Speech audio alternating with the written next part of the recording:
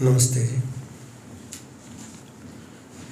मेरे ऊपर ईश्वर की बड़ी कृपा है।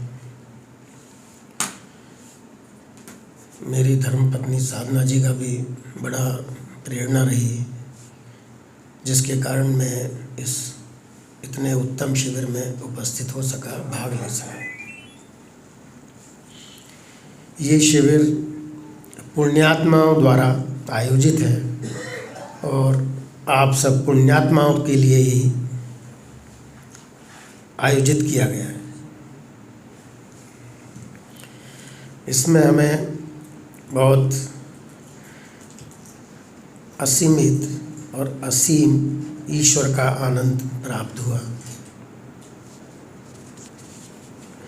यहाँ आप जैसे पुण्यात्माओं का सत्संग और सानिध्य भी प्राप्त हुआ। आदरणीय भाई लालचंद जी, भाई जयप्रकाश जी, इन सब से सानिध्य प्राप्त हुआ। ये मेरे लिए बड़ा सौभाग्य रहा। आचार्य जी ने फॉर्मूला दे दिया कि कैसे हमेशा आप आनंदित रह सकते हैं। मास्टर की दे दी हमारी सब गांठों को खोलने के लिए। ये थोड़े थोड़े अंतराल में सोचिए, ध्यान करिए कि मैं किसका ध्यान कर रहा हूँ। वो परमपिता परमात्मा, सबका पिता, पिताओं का पिता, गुरुओं का गुरु, तो उसको कभी नहीं भूलना है। आज प्रातःकाल भजन भी गाया कि पल पल में उसका स्मरण करें। और उस परमपिता के सामने तो इस सांसारिक वस्तुओं का कोई मूल्य नहीं है। हमारे व्यक्तिगत संबंध, उनका भी कोई उतना मूल्य नहीं है। जो आवश्यक है संसार में रहना, साधनों के रूप में हम इस्तेमाल करेंगे ज़रूर। और ये शिविर का अनुभव शब्दों में व्यक्त करना बहुत मुश्किल है।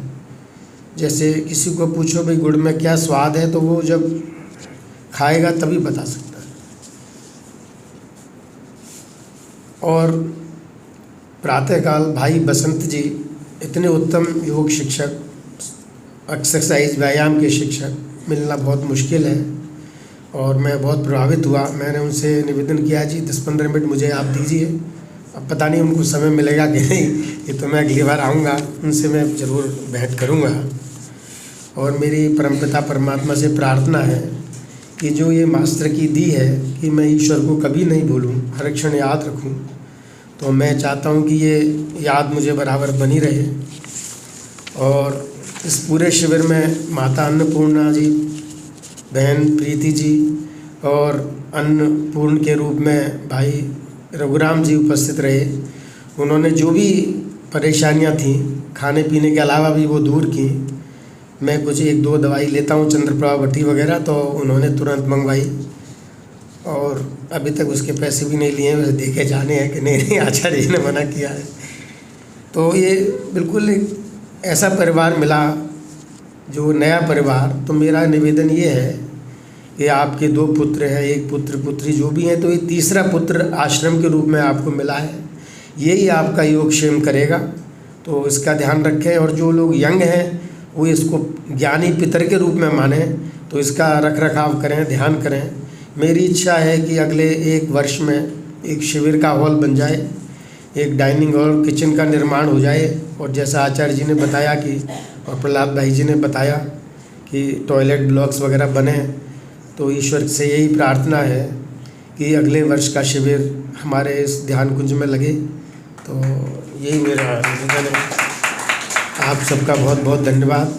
और दोबारा से श्रद्धेय स्वामी विवेकानंद जी महाराज का धन्यवाद, और आचार्य जी का धन्यवाद, भाई बसंत जी, ऋषि जी, कन्हैया जी, सुमित जी, ब्रह्मचारी गगन जी।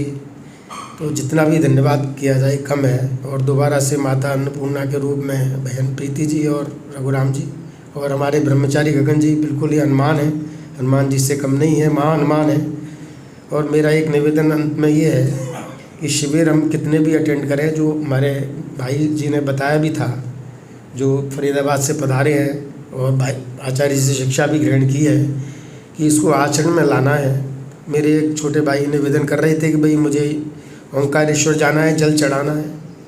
मैंने कहा भाई ओंकारेश्वर जाइए आप और मूर्ति को भी दर्शन करिए, लेकिन जल आप आश्रम में ही चढ़ाइए जो भी चढ़ाना है। ओम।